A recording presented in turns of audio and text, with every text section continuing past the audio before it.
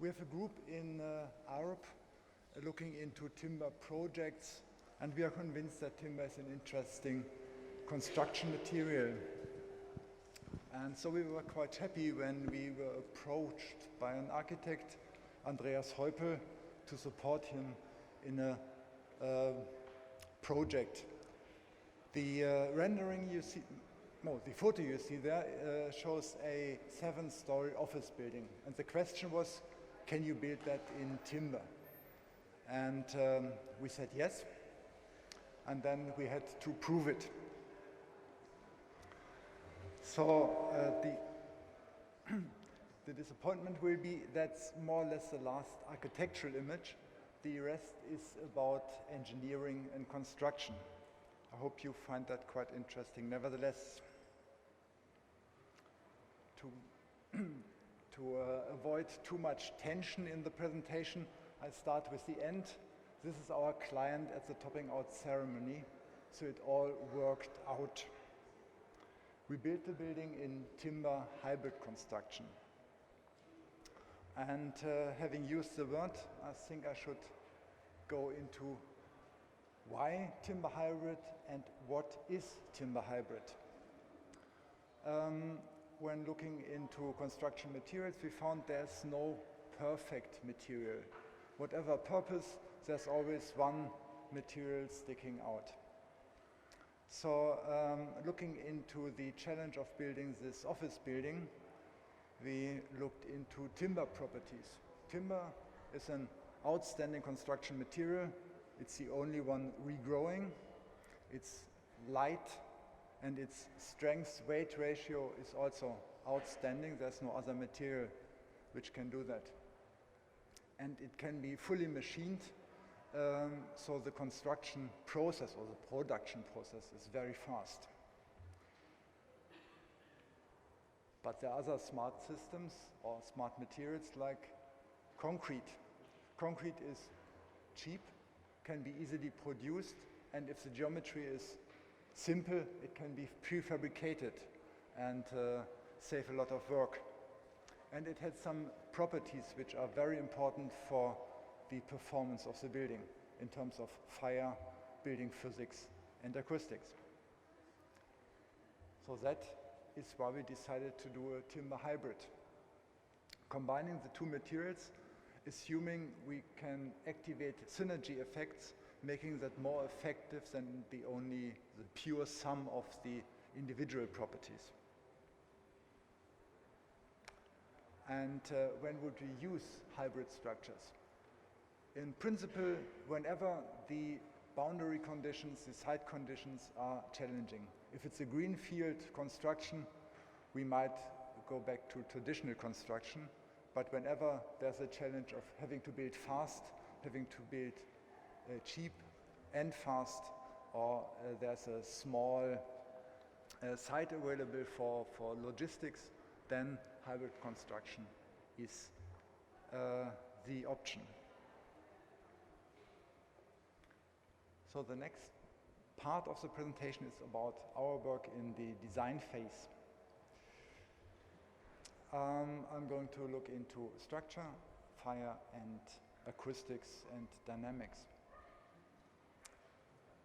The slabs, the most used system in a building, 80% of the construction mass is slabs. We decided to do a timber concrete composite slab or timber concrete hybrid slab. The image shows the proportions quite well. It's about 1/4 of concrete on top and 3/4 of timber below. That already shows the option of saving a lot of weight when we can make the system as good, having a good performance similar to a solid concrete slab. And then it's much faster. Here we are looking into the details of it, trying to find out what can we do to make the process faster, to make it more efficient, and also considering design for disassembly. So is there a chance to dismantle the slabs after the building has been in use for, I don't know, 50 years and rebuild it on a different site?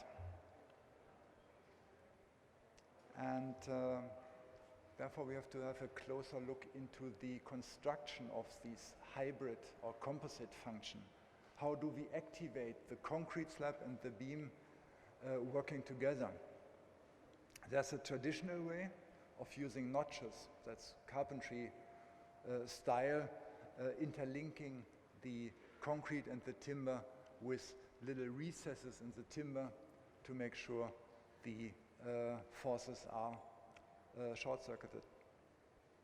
And a new method, and there are more others, is fully threaded rods or screws to bolt concrete and timber together. And for the project in Münster, we decided to go for the screws, taking the advantage of the possibility to being able to dismantle it after building life. And this image, or these images, show the elements. On top we have the pure concrete slabs.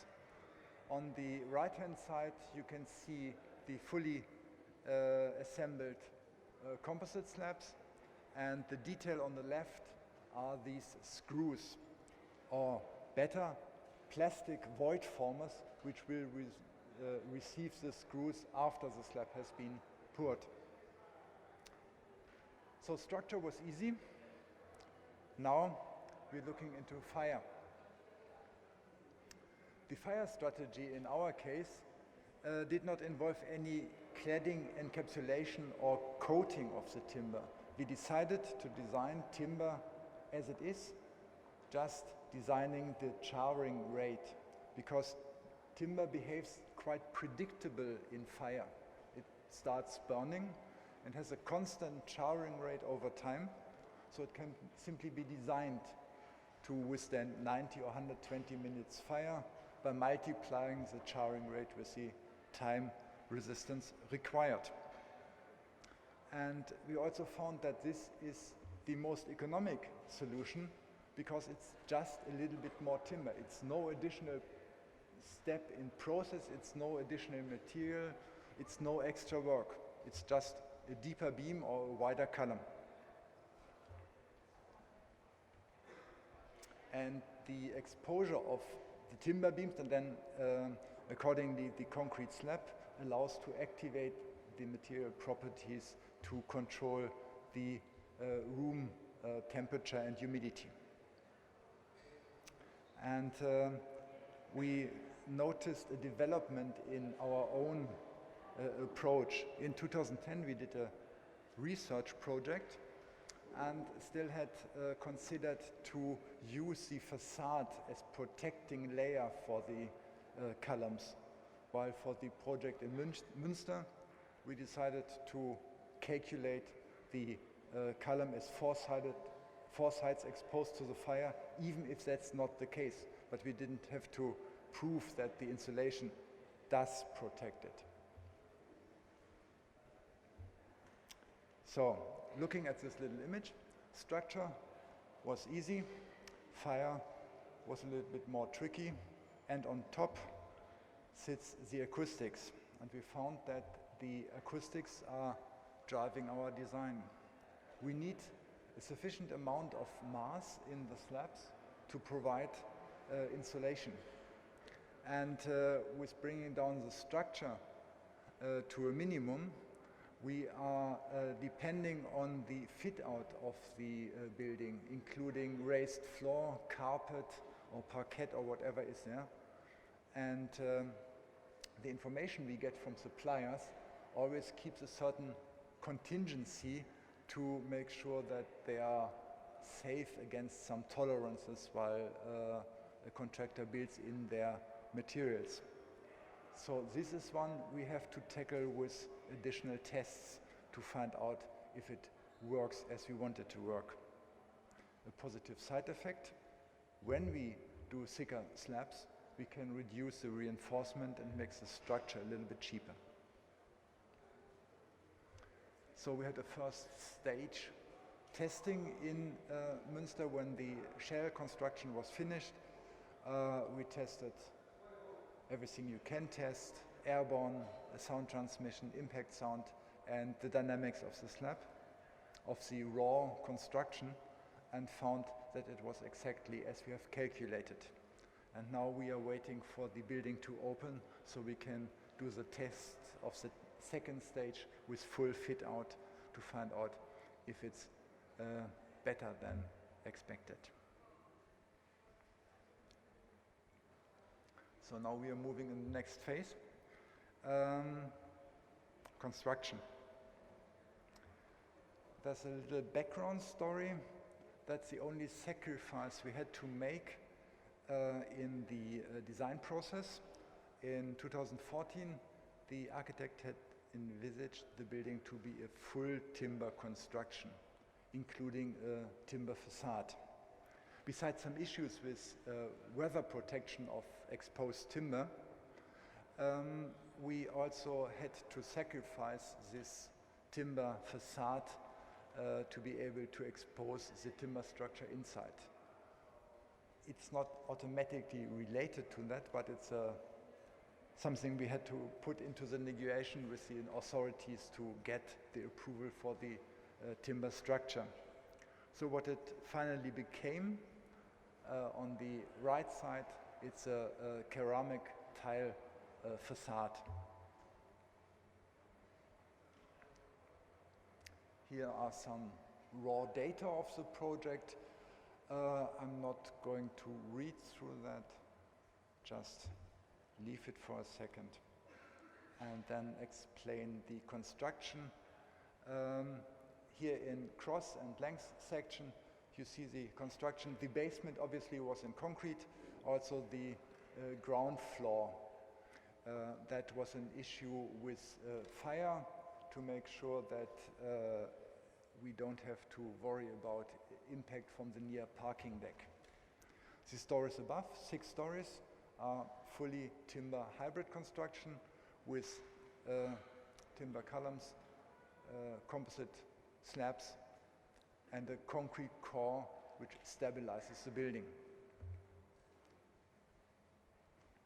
And here the same in writing.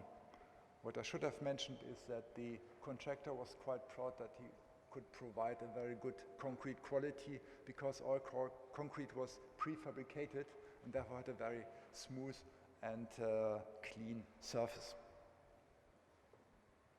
Another 2 renderings of the projects from the architect.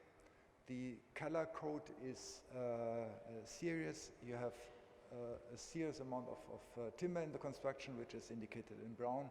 You have the slabs in concrete, and what can be possibly seen on the right side image is we had a concrete spine running along the building to provide all MEP services. So we don't need a suspended ceiling to hide any installation. We have the main ducts in the corridor, and among the below the ceilings we only have the installation of a few air outlets, lighting, and other small installations. Here's another fact sheet. Our client, that was the happy guy on the second slide. The architect is Andreas Heupel, and I should mention the contractor Brüninghoff. That was the timber guy, while the company Övermann provided the concrete structure. About the procurement of the project. Gray is no BIM, blue is BIM process. For a timber contractor, it becomes obvious that they work in BIM, because nobody is going to saw or carve a piece of timber. It's just machined, and the machines dealing with the timber elements can't read drawings. They need data. So for a contractor, it's obvious to work in the digital environment.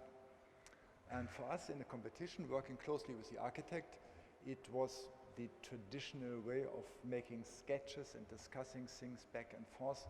So on this project, it was up to detailed design in traditional analog method of design, while when the contractor took over, the documentation was his, and site and monitoring were digital.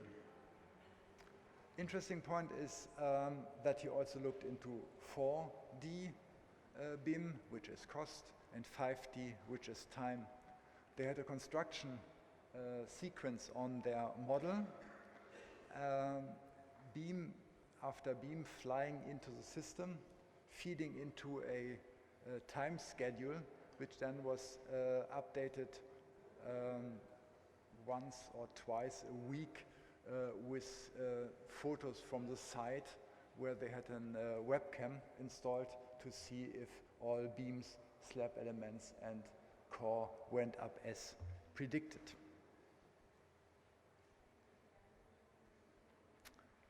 So now I have a few more slides from the construction.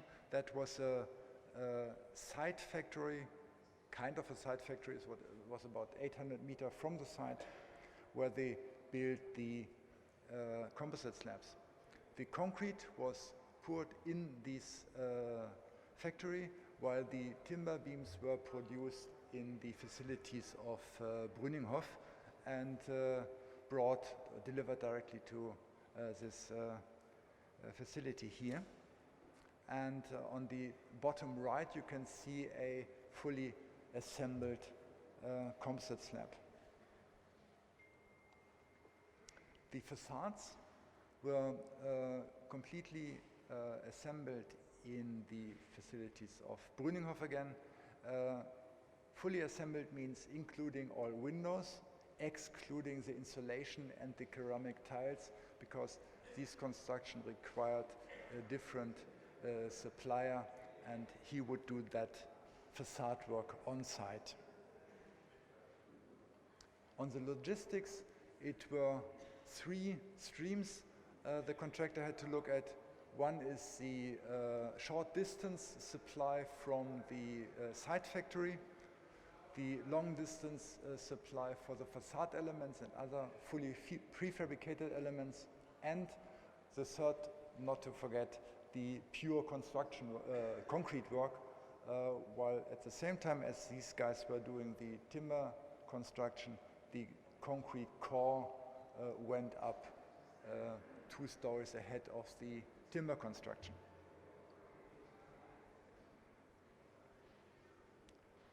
These are a few more slides from site. And on the top right image you can see, or you can imagine, that's part of the concrete spine that had long spacings between the columns, pure concrete slab on top, and these concrete beam alongside, taking the openings for MEP distribution. Here it's a comparison of photo and rendering. Bottom right is the rendering from the architect, and the rest are photos, and you can see that we got quite close with what the client expected to get. The timber construction got a light painting. If the quality of the pictures were a little bit better, you would be able to see the grain of the timber still. It's just a semi-transparent coating to make it a little bit lighter. Out of this project and other projects ARUP did, we decided we need to do something about prejudices about timber. And we started a campaign creating postcards with frequently asked questions about timber and tried to answer these. I think there are 35 or 40 different postcards. As an example, I'm going to show you 2 of these. One is, does it all have to be timber? No, I don't think so. You can use hybrid structures if you achieve what more expensive concrete construction might cost. If you do it correctly, you can offer a well-performing system at a low cost. And that's also a quite nice one. We are talking about sustainability and carbon footprint. I think a more important question is, how long will buildings last? If a timber construction can last as long as we are used timber constructions to last, like what we see at home in Berlin, 100 and 150 years, and what you see in Asia all over the place with the religious buildings, which are more than 200 years old, carbon footprint becomes a smaller issue. And we do more to support the use of timber. We do research. We do research for our slabs, looking into the connections, looking into improving the vibration and dynamic behavior, and we look into connection details, still keeping in mind the option of designing for disassembly. And we do research on taller buildings. Together with the University of Bath, we investigate the question of what type of stability systems might be reasonable. On the 3 images on the right, you see the first approach. That was our research project in 2010, a full timber store, which could have provided stability, but would have been much too expensive. What we're doing at the moment is a full concrete core in the middle picture, indicated in blue. What we could do, if you have timber structure in the building anyway, and it provides stability, we combine these two, and again we have a hybrid structure, and these two combined systems can provide a very comfortable stability system for the building.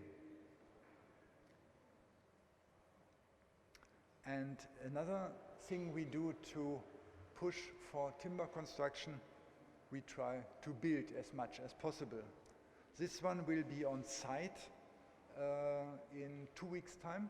It's a student housing project. It's a full timber construction. The stability system is pure timber.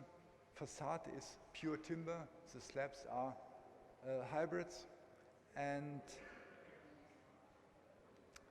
these will have 140 units for students.